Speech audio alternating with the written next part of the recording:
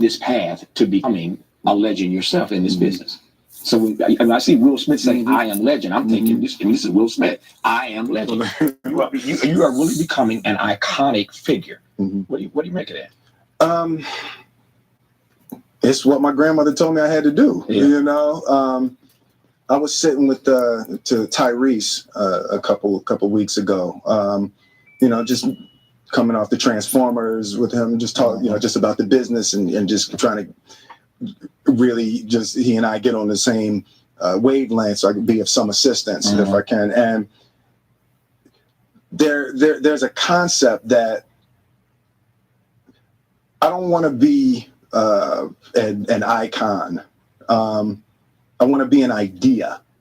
You know, I want to represent an idea. I want to represent possibilities. I want to represent magic, right? That you're in a universe and 2 + 2 = 4. 2 + 2 only equals 4 if you accept that 2 + 2 = 4. 2 + 2 is going to be what I want it to be. You know, and there's a redemptive power that making a choice has, you know, rather than feeling like you're at effect to all the things that are happening. Make a choice, right? You just decide what it's going to be, who you're going to be, how you're going to do it. Just decide. And then from that point, the universe is going to get out your way. It's like it's water. It wants to move and go around stuff, you know. So for me, I want to represent possibilities. I want to represent the idea that you really can make what you want. One of my favorite books is The Alchemist, Paulo Coelho, and I just believe that. I believe that I can create whatever I want to create. If I can put my head on it right, study it, learn the patterns, and you know, it's hard to put into words, real metaphysical, esoteric nonsense. But I feel very strongly that we are who we choose to be. First of all, that's not mumbo jumbo. It makes sense. Number one. All right. So y'all heard him. Y'all heard Will Smith with that craziness. And then what did he do at the Oscars? Talk about something that God called him.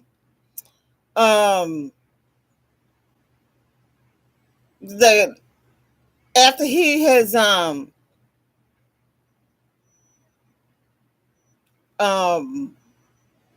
assaulted somebody. It was a beautiful moment, and I'm not crying for winning an award. It's not about winning an award for me. It's about being able to shine light on all of the people, Tim and Trevor and Zach and Sanaya and Demi and Ingenue and the entire cast and crew of King Richard and Venus and Serena, the entire Williams family.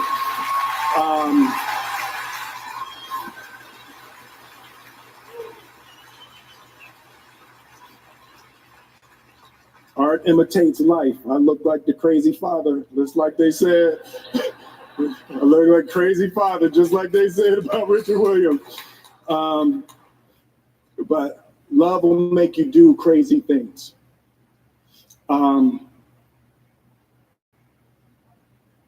This is a beautiful moment, and I'm not crying for winning an award. It's not about winning an award. That's not the part that I was actually looking for.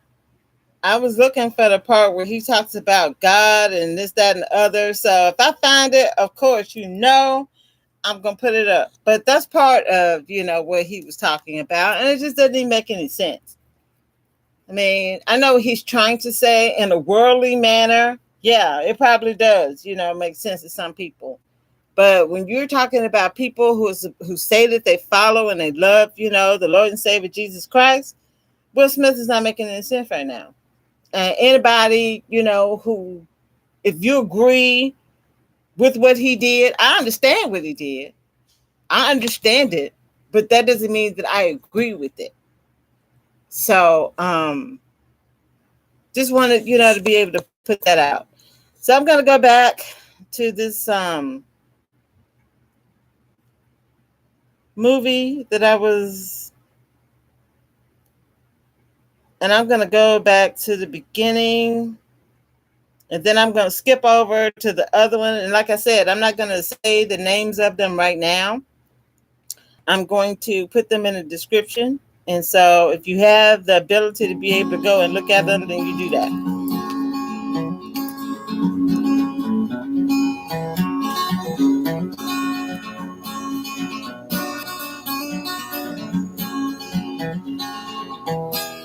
My dad grew up in this very conservative world, and actually at one time was very enamored of it, wanted to be one of the Church of Christ's great boy preachers. And in that denomination, you didn't have to go to seminary. You just had to show promise. And elders would lay hands on you and say, go get them, sick them. You've got the gift. And my dad started driving around in the little towns in eastern Oklahoma preaching at age 15. And he was quite the spellbinding preacher. And then he went off to World War II. He left the farm. He met all kinds of people willing to die for him who were Methodists, Presbyterians. They would take a bullet, and they weren't even going to get into heaven, according to his childhood theology. But my dad said, I saw this world that was bigger than I had ever been taught the world was. And all these people believed in different things, and surely God loved them too. Surely the Presbyterian had a chance to get into heaven. Maybe even the Buddhist could get into heaven, or the Jew could get into heaven. Surely the world I've been shown is too small. And he just sort of outgrew it and left it and became a congregational minister after he left the Church of Christ. And I sort of heard him in a free pulpit questioning the Vietnam War, conventional nuclear power, pushing for women's rights and civil rights. And I thought, whoa, this is kind of exciting. This might be a good way to spend my life doing that, if I could do it without getting fired. One of the first things we did at Mayflower was we started marrying gay people long before it was legal. We just made up our own marriage licenses because we couldn't get one from the state. We thought we might drive 100 people out, and what happened was 100 more people came.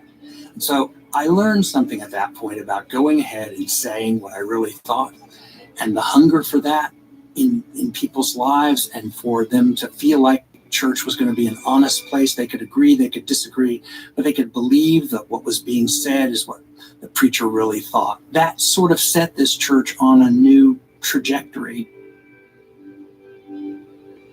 I have only one announcement, but it's a very important one. Notice is hereby given of a special meeting of this congregation to be held today at noon in this sanctuary to discuss and vote upon a plan to join the sanctuary movement. Your attendance and participation will be deeply appreciated. So here we are, on the edge of a congregational meeting and a congregational vote to discern how we as a church will respond to the crisis faced by our undocumented neighbors who are threatened by heightened ICE activities and oppressed by unjust immigration policy.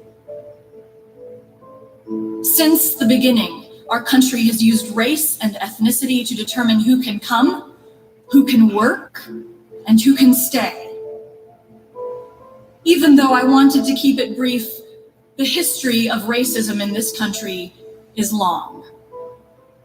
The 1790 Naturalization Act excluded non-white people from eligibility to naturalize. In 1882, Congress passed the Chinese Exclusion Act.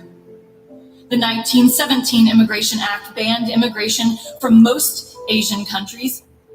Prior to 1965, residents of only 3 countries, Ireland, Germany, and the United Kingdom, all overwhelmingly white, were given nearly 70% of the visas available to enter the US. The policy was clear: white people in, brown people out. I believe Mayflower Church should be a sanctuary church, both on paper and in practice. I'm not in favor of partisan politics in the pulpit. Nobody ever is told here who to vote for or what side of an issue God is on. There is, however, a politics of the gospel, and everybody's free to interpret that the way they see fit. I'm not trying to get other people to interpret it the way I do, but I think not trying to interpret the politics of the gospel, which has to do with how we treat people, how we relate to our enemy, whether we're compassionate, whether we're forgiving, all those things, has to be interpreted and applied to the current political, economic, social situation of America, or you're not preaching. You're just sort of offering people a history lesson that's usually pretty boring. Growing up as So I'm going to stop it, right there. And this is, the problem that I see, in Christianity is that you just kind of do a laissez-faire kind of gospel. You take what you think is the idea or the essence of what Jesus talks about, and then you kind of make a meatloaf, you make a mishmash of that interpretation. And then there's this end product that says, well, this is the path, that I'm going to go on. And this is the way that I'm, going to walk. And if you go back and you actually look at, there are two places that really highlighted to me how much trouble, we're in. And one is in John.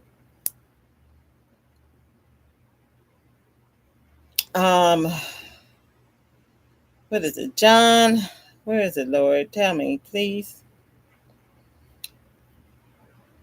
10. Yeah. Okay. Thank you. I appreciate that.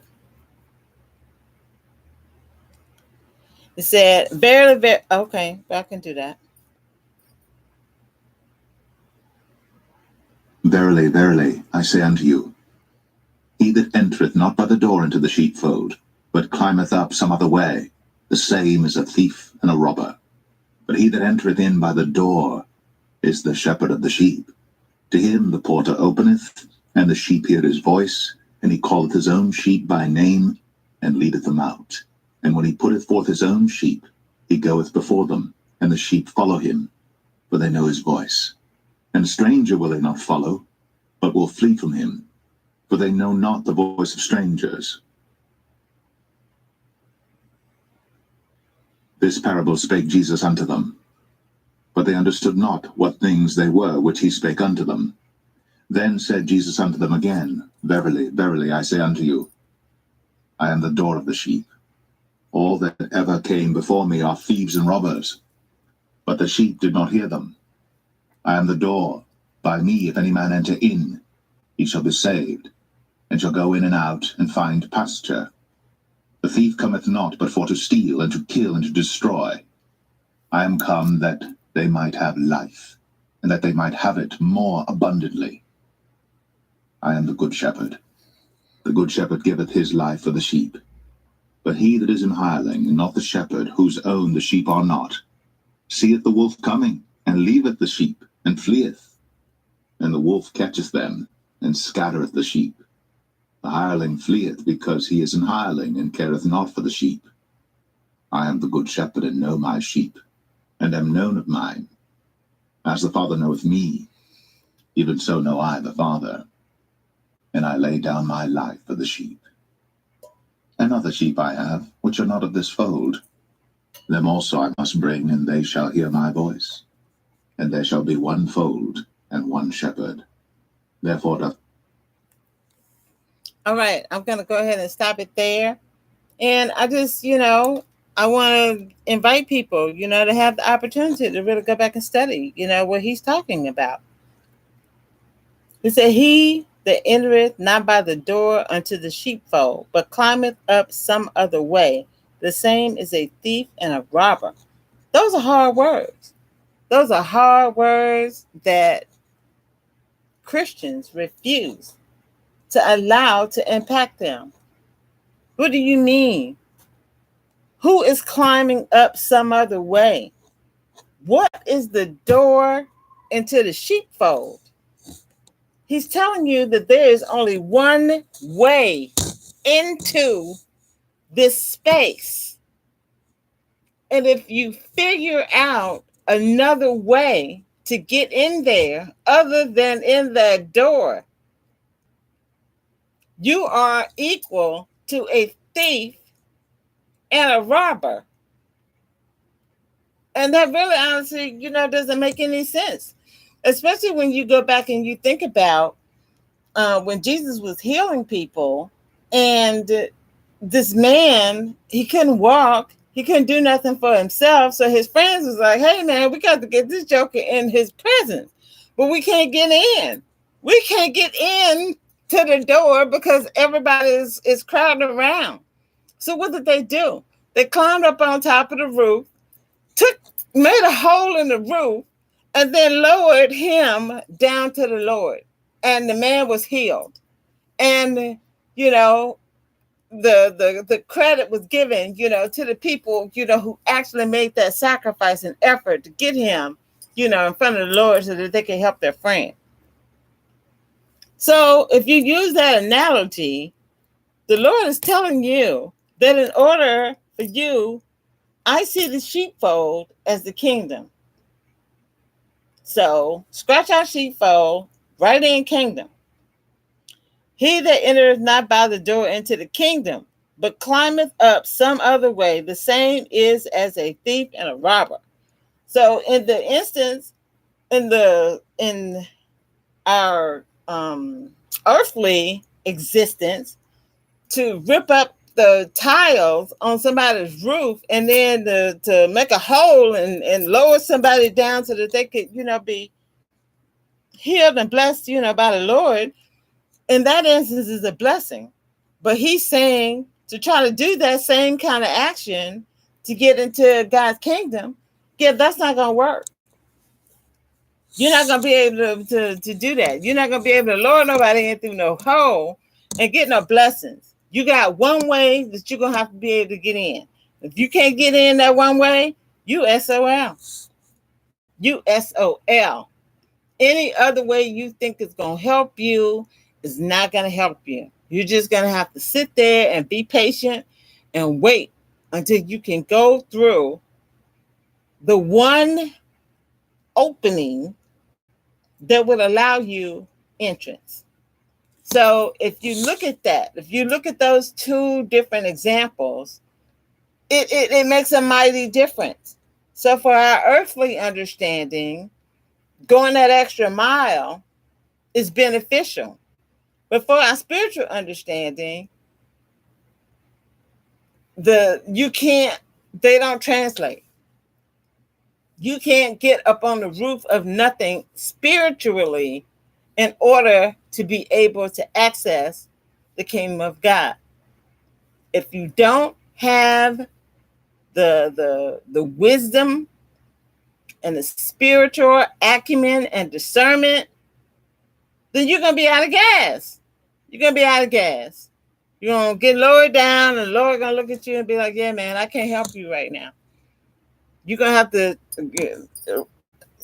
take him back up, go outside and go get in line with everybody else, because there is no other way to get in here, to me. And so we really lack a level of urgency. We lack a level of, and I struggle with this. I struggle. So my struggle helps me to identify with the struggle that I understand other people, are going through. Just because I have a level of understanding does not mean I'm perfect. It doesn't mean that I'm better than anybody who doesn't know. As a matter of fact, I'm in a worse position. The more you know, the more trouble you're going to be in, because you don't have the ability to claim ignorance. And Christians who want to be able to do that, like my dad, he's not going to be able to do that either, because he knows about the Sabbath. So you have all of these Sabbaths. I told my dad about the Sabbath in 2012. So my dad has had 10 solid years of understanding the Sabbath day. And he doesn't even know what Revelation 13 says. And he is not interested in knowing what Revelation 13 said. So 10 years of opportunity to educate himself versus 10 years of a Christian not even understanding the importance of the Sabbath or of sitting down and actually studying the Bible the same way that they go and study for their professional, degrees. If you really give yourself the opportunity to really get the aroma of that whole insanity, you should see how insane, yeah, it is. But we live in such a fast culture. This culture is moving the lightning speed. I mean, you're talking about people who used to get around by horse and buggy, and now we have cars that don't even need gas. You can't even hear the car crank up anymore. They could just slide up in the driveway and you would never know that somebody is out there if you don't have something around you to alert you, to that. Your ring or your dog or your lights or something. You used to be able to hear vehicles. Now there's no noise unless you run it into something. It's not coming, from the vehicle, itself. So the age of the combustible, age of horse and buggy, gone. The age of the combustible vehicle is now fading out. And so we're moving into a whole new dynamic. And a lot of people just don't want to look at the possibility of what any of that even looks like. And it's so important. The world is changing. Whether you want to change with it or not is inconsequential. Has nothing to do with the reality of what is going to happen. So either you pay attention or you're going to suffer. You're going to suffer.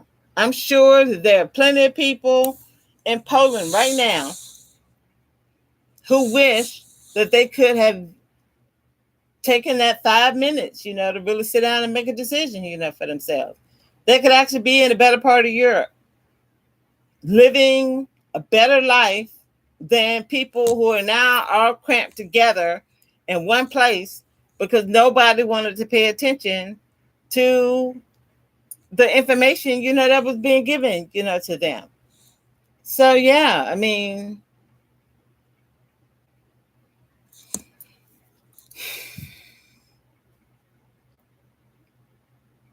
it said the sheep hear his voice. If you can't hear the Lord, you're in trouble.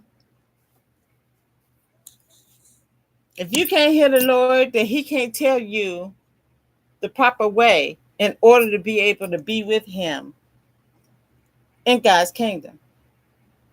Because you're like my dad. Oh, I know what he done for me. He done cured me from cancer. So now, yeah, I'm with the Lord. No. My dad, if he dies today, he's going straight to hell. He is. Whole lot of people that swear that they know who Jesus is going straight to hell if they die today. You don't have the kind of time that we've been propagandized into believing that we have. Christianity has lied to you. And every Black person, male or female, that sits there and preaches Christianity to you is your enemy. Really. Very hard concept to understand, does not make it any less true. And you'll never understand this if you are not able to rightly divide the word of God. You can't rightly divide the word if you don't read it.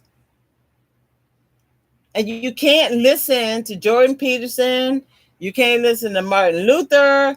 You can't listen to Calvin. You can't listen to the Smith dude that did Mormonism. You can't listen to any of the Ellen G. White. I mean, look, Devon Franklin, that joker, he gonna live and die by Ellen G. White. But you know who he should be living and dying by? The Lord and Savior Jesus Christ. And Will Smith is one of Devon Franklin's best friends. Without Will Smith, Devon Franklin wouldn't even have the opportunities that he's now reaping in Hollywood. Will Smith made that happen for Devon. So he's not going to come out and say that what Will did was messed up. He's never going to do that. This is the level of compromise. So when we compromise with people, we have to know what we're compromising. And I'm sure that all those years ago, Devon never, and he doesn't, he's one of them Christians that doesn't understand violence. You know, he's one of those Christians that don't understand God's word. He sat there and defended his wife when the woman in the audience was telling him the truth. She was telling him, her, and everybody else that was sitting in that sanctuary and everybody who watched the video. She told all of us the truth. And how many people wanted to accept that simple information that she was giving? I mean, if you want to argue about what Chris Rock did, you know, he's saying it's a joke, but everybody don't have to take that as a joke. That woman, she wasn't telling a joke. She was telling the truth. And she was standing, you know, on God's word while she was telling it. And so everything can't be lumped in. Everything can't be lumped in. So what else does it say? It says, for they know his voice, and a stranger will they not follow, but will flee for him, for they know not the voice of strangers. And then he says that I am the door of the sheep. So he is the way, you know, for the faithful and for those, you know, who follow him. All that ever came before me are thieves and robbers, but the sheep did not hear him. And the thief, and I'm skipping, the thief cometh not, but for to steal and to kill and to destroy.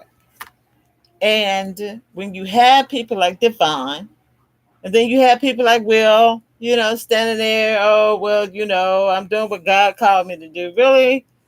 Really, Will? Is that supposed to be something positive? You know, same thing, you know, with Megan. Oh, I'm being the person that God has called me to be. What does that mean? When you appear, you know, being a harlot, crying out, you know, about Jesus.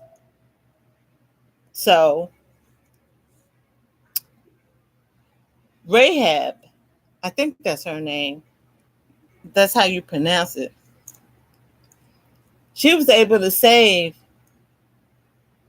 Joshua and the people of Israel who came to the city to see and scout and find out the information that the Lord had for them.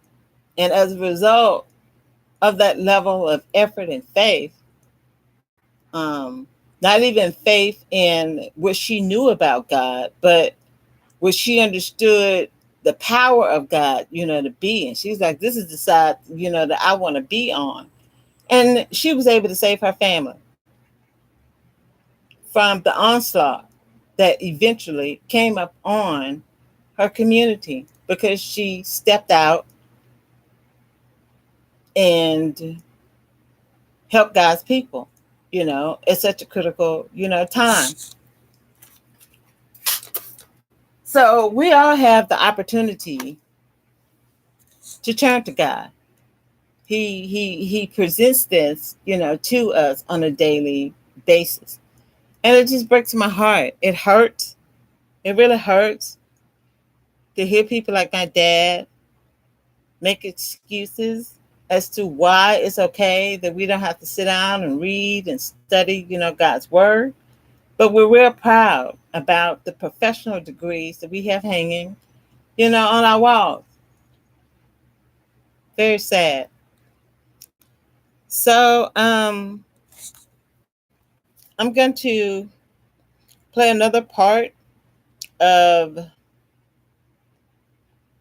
this video, and I'm going to go to the beginning. I'm Baptist. My family.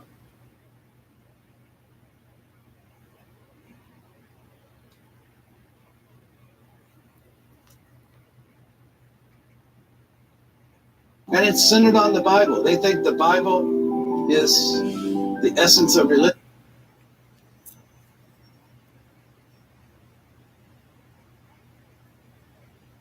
Or who are Democrats. I'm always joking when I'm out lecturing that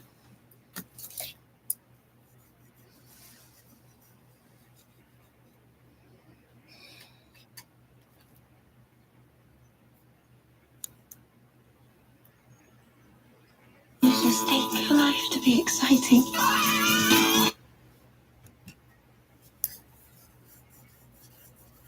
Good morning. Welcome to the good ship Mayflower. It's a very important day for us. A congregation in covenant with the United Church of Christ, where we believe that no matter who you are or where you are on life's journey, you are welcome here. Nobody has the absolute truth, and that would be, to put it in sort of old religious language, that would be idolatry.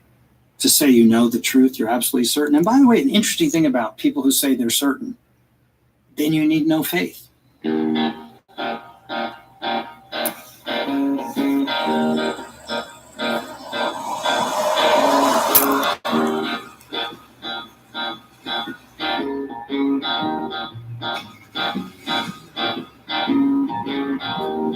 are no historical errors in the Bible.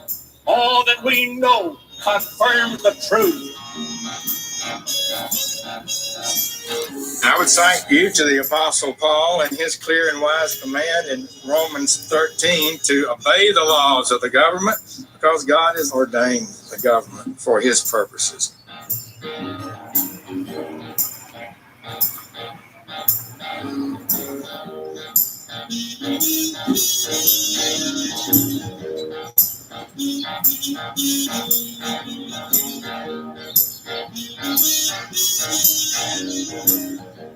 I arrived here 32 years ago and thought to myself, what am I doing in Oklahoma?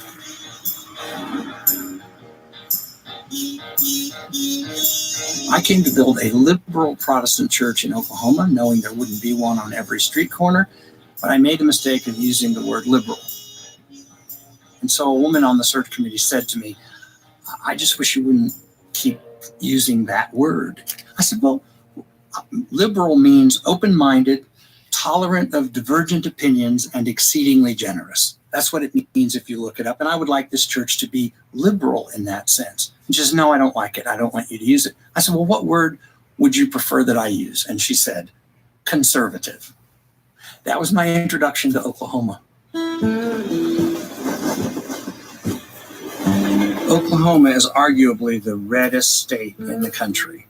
So we didn't have a single county, for example, that went for Barack Obama in either election.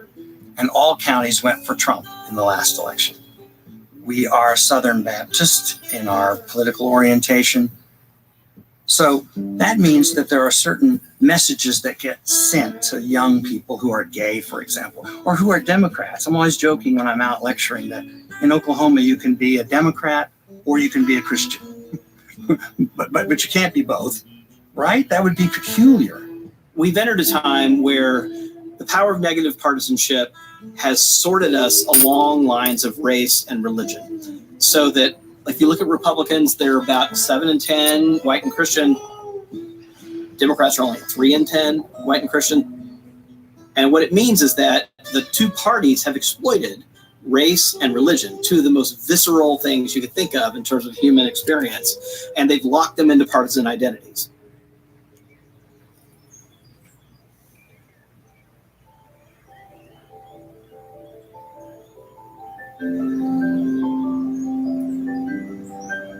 This gets to be called the Bible Belt largely because the kind of religion that was in the South was created in the Civil War and came out of the support of slavery.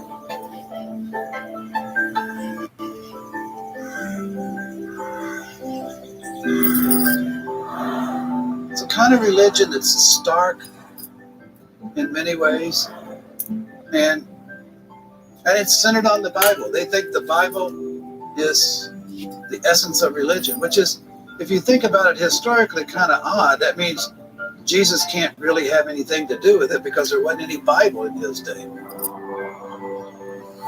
So I'm going to stop it right there because the Torah was in existence during the Gospels. So just wanted to be able to interject that.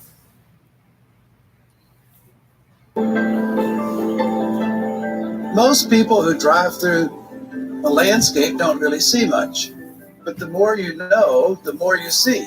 The same thing's true in the text.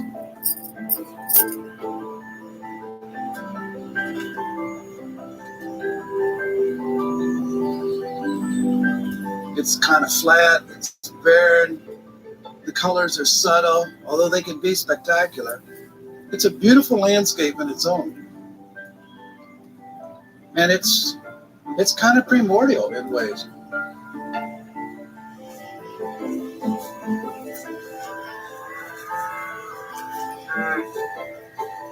It's also the most damaged landscape in the world. You know, we only have about 5% of prairie left.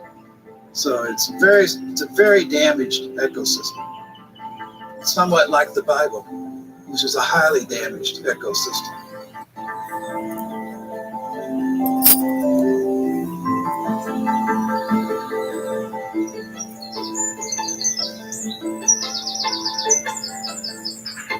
Oklahoma is viewed by the rest of the country as being distinctive. We're either your future or your past. I'm not sure which. I taught for 26 years at Phillips Theological Seminary, which is in Oklahoma. A lot of students would come here and they have lived in a culture that has been largely Christian and largely unthinking about its Christianity. They don't really question it. The Bible's a moving target. If people who say, well, you have to have a Bible in order to be Christian, well, you can't have any Christians until the 4th century.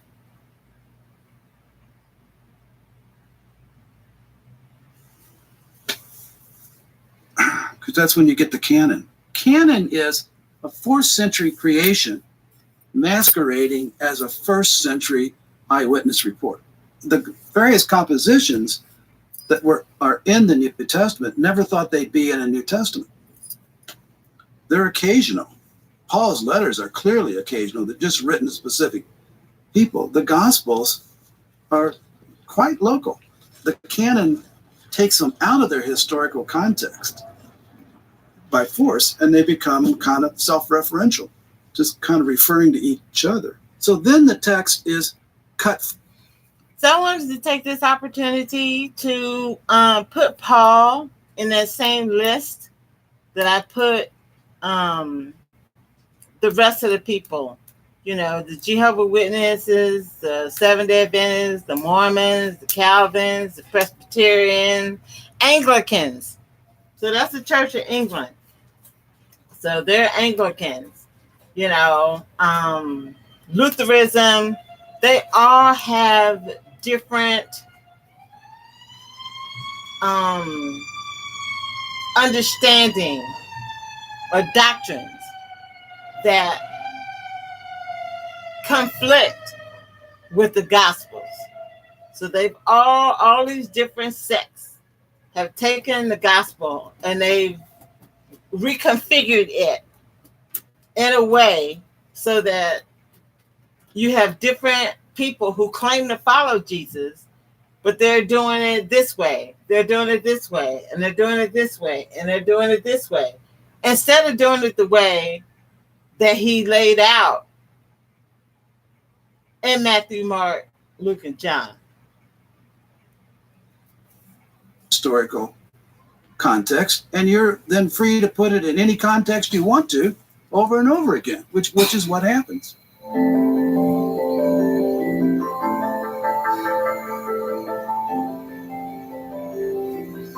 The Christian right has defined Christianity for us, and the God that's very judgmental and vindictive, gets angry, punishes people, is a lawgiver and a judge, hands down these laws, and if you break them, you get punished. If you follow them, you get rewarded. It's a very parental and punitive model of Christianity. I don't see that when I study the New Testament and the early church at all. I see the opposite. There are female apostles. Poor people are brought to the table and fed. You know, communion was especially presented to feed poor people who otherwise wouldn't eat. And that's not true. That's not true. The thing that we understand as communion is supposed to be Passover. It's supposed to be the bread and the wine. And that has been taken and deviated. Instead of something that you do once a year, now we do at the first Sunday, you know, in churches. And so I'm going to pause this one here. And then I'm going to, if my phone will cooperate with me, I'm going to, I just had it. Oh, man. Okay, here we go.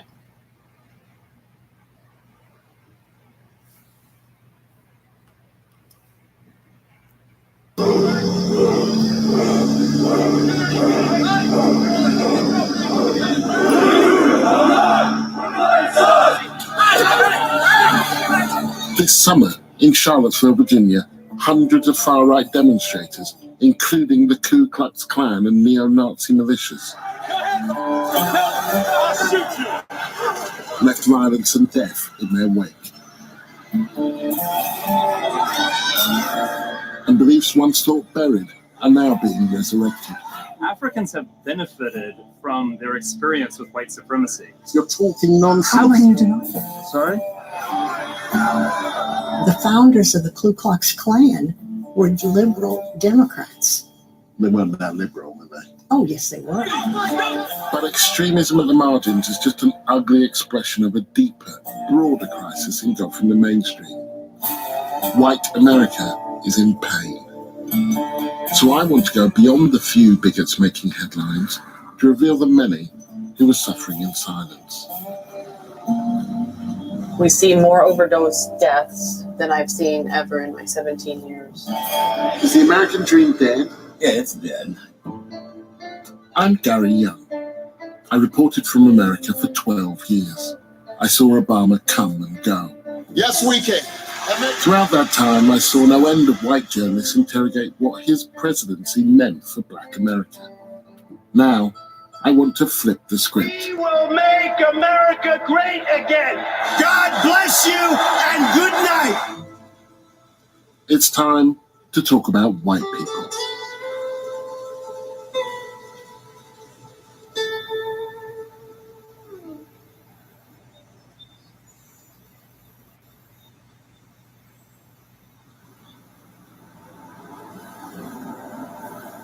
I've long had a love-hate relationship with America.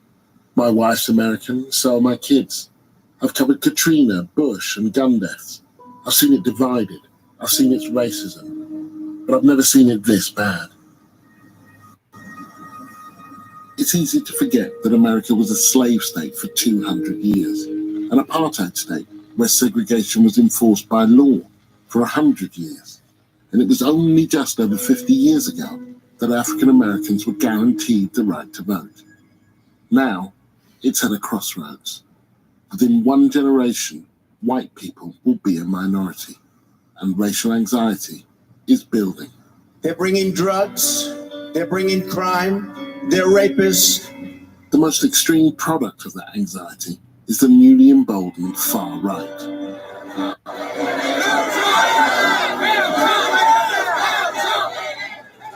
Richard Spencer was front and center of the far right's summer of discontent. Everyone here, come out to Charlottesville. It's going to be a lot of fun. America was a white country, and it belongs to us. Hail Trump! Hail our people! Hail victory! Spencer coined the term alt-right. In July 2016, Trump's former chief strategist Steve Bannon boasted that his website, Breitbart News, was a platform for the alt-right.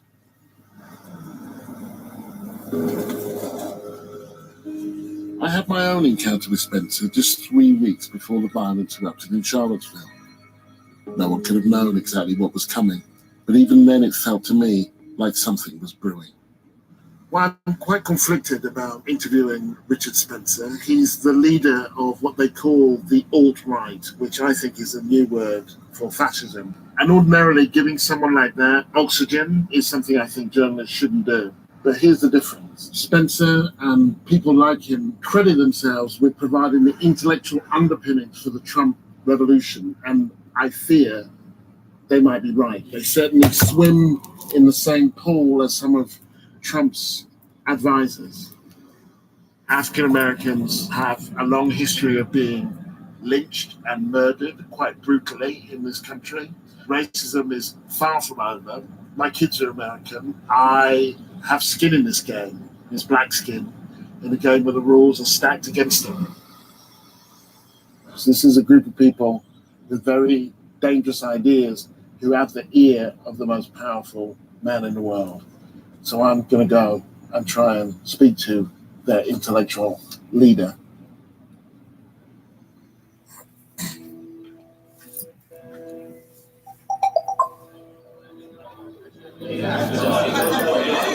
Hello, I'm from Channel 4. What is your name? Gary Young. Gary Young. All right. If you could have yourself and your crew. So if you guys could turn that off until you sign these. We were told not to film their faces. White pride, it seems, has its limits. And here in White Bluff, Tennessee, it also has its opponents. Send the message loud and clear. Racists are not welcome here. Now is the time for them to hear from us. This is not their decision. This is not their decision. Let me hear y'all yell it out, y'all. Give it up. We were asleep at the wheel. We can no longer find comfort in silence. We have to dig up all the courage we have to take a stand for what's morally right. Disagreement is fine, but these people, they would like to shut us up. They would like to persuade the state of Tennessee to not allow us to meet here. That is thuggish behavior, and they have the gall to accuse us of fascism. I find that quite astonishing and thoroughly contemptible.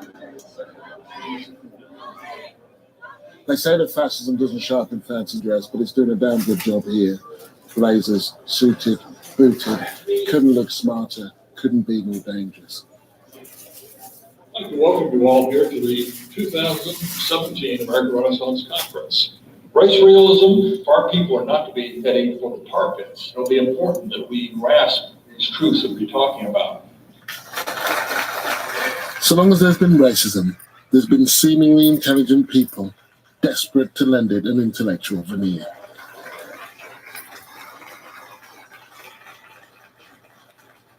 Well, I thought I might read to you correspondence I've had with the non-white supporters of American Renaissance. I am a black, a Nigerian, but I see the rationality of racialism and the hierarchy of races. Trust me, I live in Nigeria. Most blacks and browns just find it convenient to ignore the facts of race, but deep down inside, we all know the truth. I hope the white race can wake up quickly before it gets swamped. I've got a couple more of these. Are they interesting? Here's a letter from a guy who said, "You are my hero." I thought it was interesting that he referenced a Nigerian in his speech. I actually have to go back and continue to listen to this because I'm not really clear about what he's saying that the Nigerian was saying to him. So he hopes that the white race wakes up. I don't know. So go back and listen to it again. And by the way, I am a young black patriot who supports your cause. Then he gives us a prize. There's only so much of this any reasonable person can take.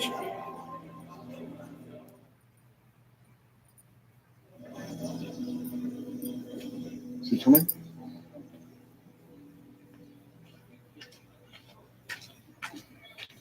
Richard, how'd you do? So are you the interviewer? I'm the interviewer. I'm Okay, Gary nice. Young. Nice to see Yes. you. Nice to see you. You came... You're from England? Or? I am from England, yes. Okay. Yeah, where are you from? I was born in Massachusetts, and I grew up in Texas, and I've lived all over. I guess I'm more originally from England. Or even from... A side note, I actually was also born in Massachusetts, and I actually grew up in Alabama. So this is interesting. Really? Germany, yeah. Really? You want to create a nation of white people, dispossessed white people. Is that right? So the ethno-state is an ideal that it would be a state for all people of the white race. It would be our homeland. It would be our safe space. Safe space? Yes. Why do you need a safe space? Why do Jews need a safe space? Do you want a safe space? Do you want a nation where you always have a right to return that's ultimately yours? Do you want that? Do I want a nation that's always have a right to return? I, as someone who's born in Britain, can always go back to Britain. But it's not based on race. Well, it was ultimately an ethno-state. It was based on ethnicity. When? Certainly, it was based on the people. It was based on many nations. When was being a citizen of Britain based on being white? When They didn't need the concept of citizenship is a modern construct that was totally unnecessary. You know, there were black people in Britain since Roman times. You know that? I'm just asking you when they have the same social prestige as white Britons? Some of them did. Yeah, there are actual plaques to some of them. You need to learn your history. I know history. I mean, you can always find. You can always not well enough. You can always find. You could always find amusing exceptions. Obviously, not well enough. None of that actually proves anything. What do I want a white ethno-state? A state I can't live in? No. Why would you be against that? Sorry? Why would you be against it? Well, let me see. There was slavery. That was a kind of full. So therefore, we can't have an ethno-state? There was apartheid. And that didn't work out so well. It didn't work out well for us. No, it didn't work out well for anybody. It was a very, very bad idea. And Africans have benefited from their experience with white supremacy, and we just have to look at the. Really, I'm just going to leave that out there. I'm just going to leave that out. You know, that is not even worth challenging. You have that.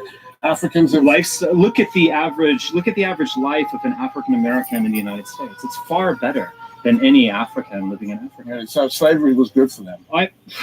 Look, they benefited from being in a different nation than their own, no doubt. Really?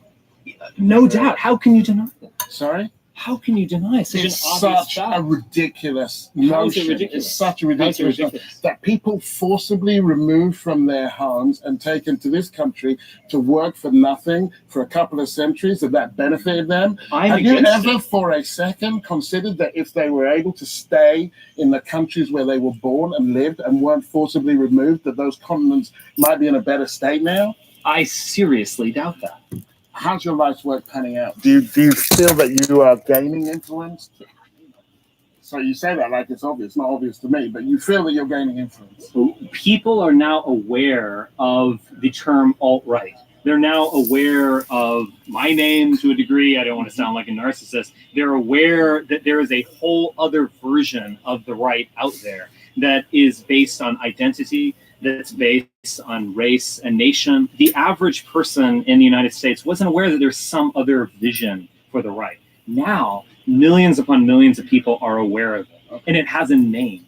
To what extent do you feel that Trump shares your viewpoints? I don't think he shares the ideal of the ethno-state. I don't think he shares my conscious thinking about race, or the conscious thinking about race of most people in this building. But does he have nationalist feelings? I think that's clear. I mean, he wouldn't have run the campaign that he ran if he didn't feel some sense of loss, that America has lost something, and that he didn't feel that I'm a part of a greater extended family that is the American people.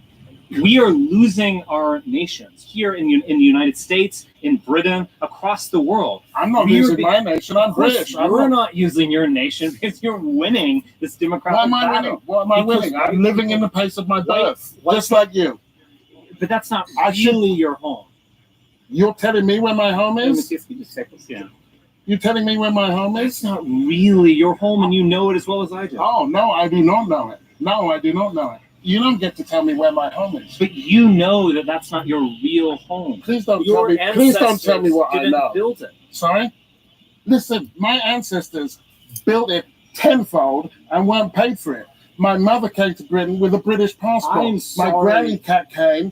My great-grandparents great-great-grandparents were taken to Barbados as slaves and worked for the Brits. Don't tell me my people didn't build it. Look, it's like saying that you could have enslaved someone else. Saying African Americans built the United States. Like, they did. But they literally built the White House because we made them do it. And you're proud of that. Who's the most of that? Well, it's had bad consequences, but the fact is, yes, I am ultimately proud of it. You're proud of slavery. I'm ultimately proud of my ancestors because you're proud of slavery. I embrace all of it. I embrace all of it. We change history. Oh, yes, you did. We create world history. You changed history. That is absolutely, well, you didn't create world history. You were participants. There's no world, oh, come on. There's no world history without us in it. There's no world history without us in it. You don't get this wealth without us in it. Really? So you're really proud of your racism, aren't you? You're really proud to be a bigot. I'm proud to be a white man. You're proud to, that's different from being proud to be a bigot. If Africans had never existed, world history would be almost exactly the same as it is today. Yeah, you just because we are the genius that drives it. Things. You know, how do you deny that? Sorry? How can you really deny that? You're talking nonsense. How am I talking nonsense? You'll never be an Englishman. You don't get to tell me what I will be. Because my name's Richard Spencer.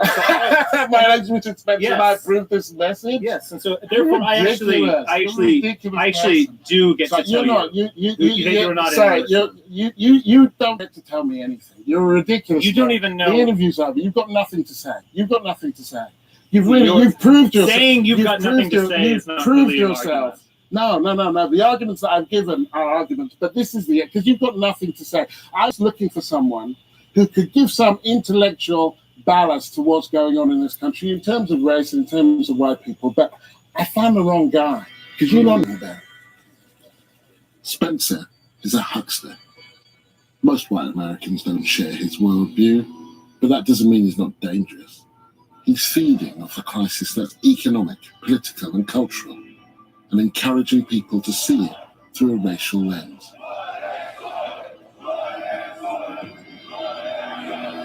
Across white America, there's a sense of loss and despair. A recent poll shows that almost half of white Americans think they're under attack.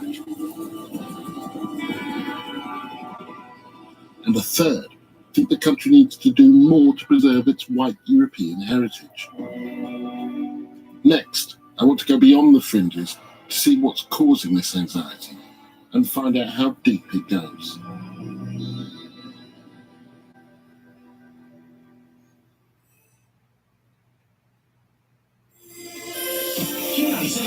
Portland's #1 hit music station. Good morning, what's going on? Trying to get out and hang with you. Another beautiful day here at Vacation Land. More music coming up on the queue. A far cry from the supremacist posturing and Nazi chants, Portland, Maine is experiencing an unfamiliar pain. 95% white, it gives the outward appearance of an all-American idyll. Small towns and tight communities. A car in every driveway and a chicken in every pot. Prosperity, security, stability, and not a black face in sight. But dig deep enough, and even here, you can unearth the roots of white anxiety.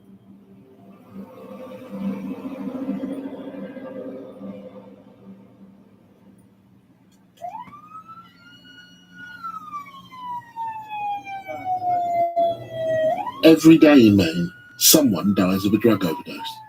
This small, picturesque state has been ravaged by addiction to opiate-based painkillers, known as opioids. So where are we going, Andrew? We're going to a public bus for an unresponsive male. Paramedic Angela Calver is at the front line of treating this epidemic. I'm with her on a drug-related call-out. Did she take anything? I think so, because she's been nodding off all day. Do you know what she took? Okay. You didn't know what to do. So. All right. The patient asked us not to film her. It's just really scary and just very stressful day. Last year, more Americans died of drug overdoses than were killed in the entire Vietnam War, and they were disproportionately white. Are you good with us? You don't want to go to the hospital? No, I'm good. Okay. Are you not worried you're not going to get another call about her in a half an hour? We definitely could. It happens pretty frequently. Yep, you never know. We could see him 10 minutes from now. We could see him later tonight.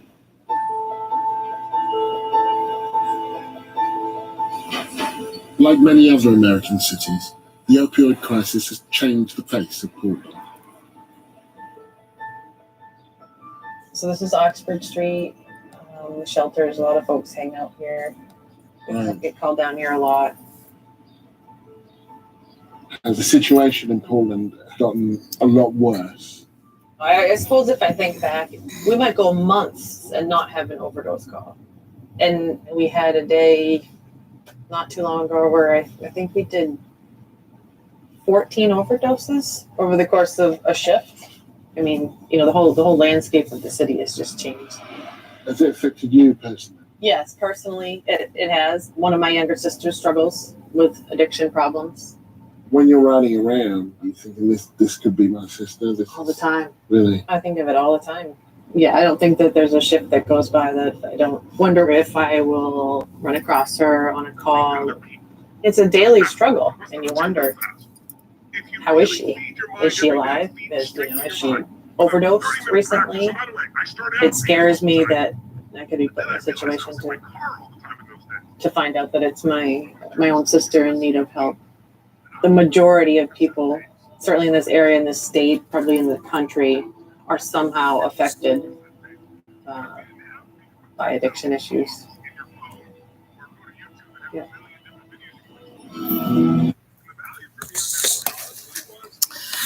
So yeah, I just kind of wanted to be able, to bring some information. So I'm going to end it right now, and then I'll come back.